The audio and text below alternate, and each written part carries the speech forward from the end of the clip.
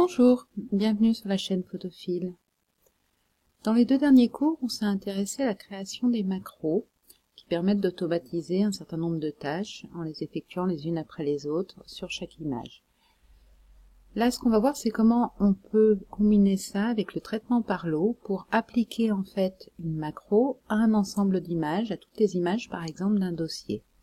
Donc là, dans ma bibliothèque, j'ai créé une macro sépia. Alors, on va aller voir les étapes. Voilà, en fait, cette macro ajoute un calque de réglage. Donc, c'était pour rappel ici. Je vous laisserai vous reporter au cours qui correspond.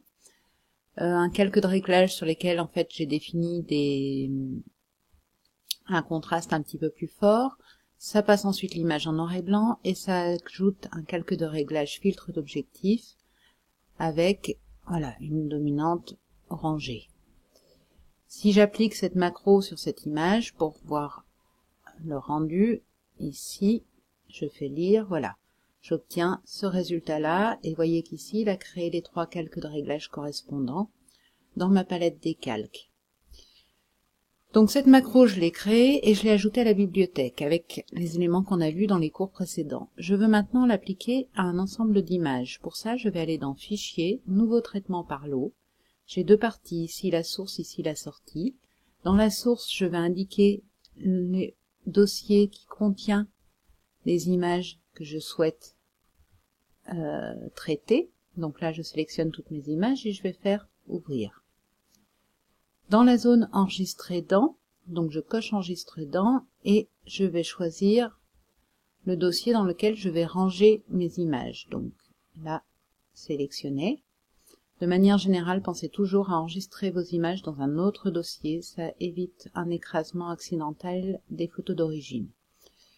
Donc là, il me propose d'enregistrer au format Affinity Photo, je vais décocher cette option et je vais enregistrer en JPEG. Vous voyez que j'aurai aussi la possibilité éventuellement de modifier la largeur et la hauteur de l'image par la même occasion. Là, c'est pas ce que je souhaite faire. Ici, j'ai les macros disponibles, donc en fait, cette liste-là correspond à ce qui est dans ma bibliothèque. C'est pour ça qu'il faut bien penser à ajouter votre macro à la bibliothèque pour qu'elle soit disponible. Sépia, appliquer. Si je voulais combiner ça avec par exemple une autre macro retournement horizontal, il suffirait de rajouter ici, il applique en fait dans l'ordre toutes ces macros. Là je vais supprimer celle-ci, ici en cliquant sur supprimer.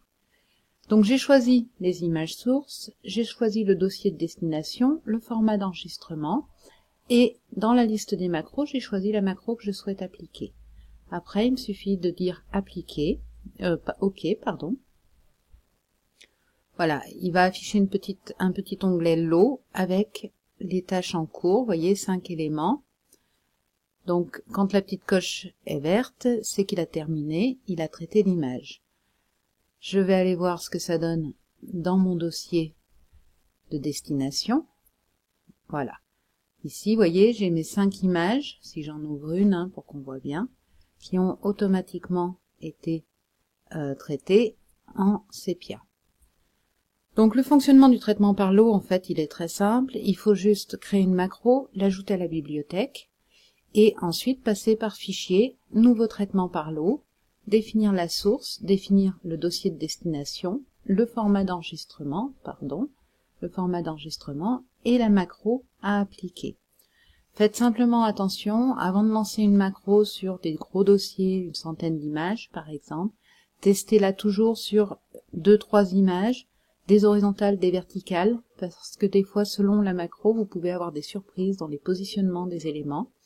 Donc, ne lancez pas un traitement sur toute une quantité d'images sans avoir déjà testé votre macro de manière à être sûr que ça fonctionne. Vous faites un test sur 3-4 images et ensuite, vous pouvez lancer le traitement.